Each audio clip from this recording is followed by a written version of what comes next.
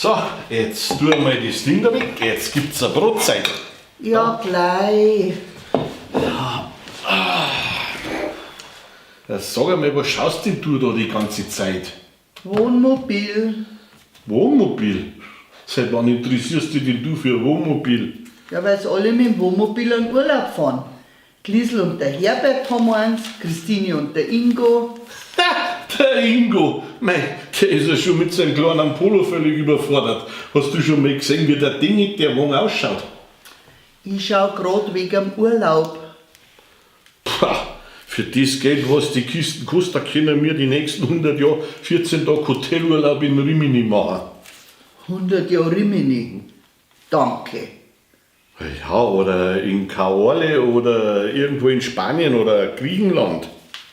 Mit so einem Wohnmobil kannst du überall hinfahren.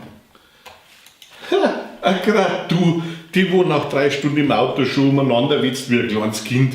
Mir ist's kalt, mir ist's warm, ich muss bieseln, mir ist schlecht. Nein, vielleicht ist es in so einem großen Auto ganz was anderes. Ja, sicher.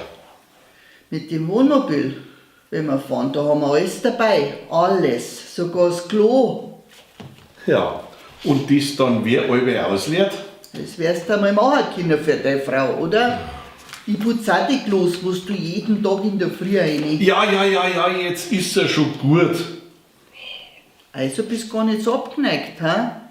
Das habe ich nicht gesagt. Schau, da können wir jederzeit ganz spontan in Urlaub fahren.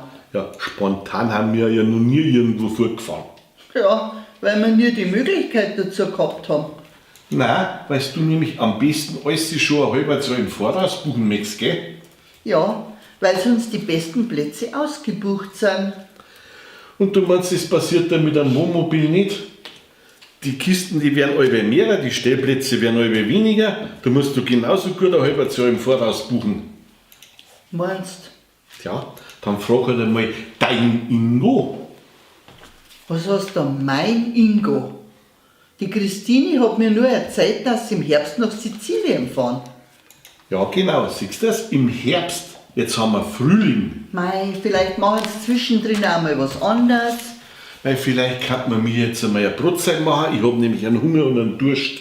Ja, das können wir alles im Wohnmobil auch. Was? Brotzeit machen. Schau dir einmal das an, was das Wohnmobil für einen schönen großen Kühlschrank hat. Der ist fast so groß wie der unser daheim. Sag einmal her. Da kannst du alles mitnehmen. Alles, was dein Herz begehrt. Würst, ein Greicherz, ein Salzen. Und da hättest du immer was Gescheites da, gell?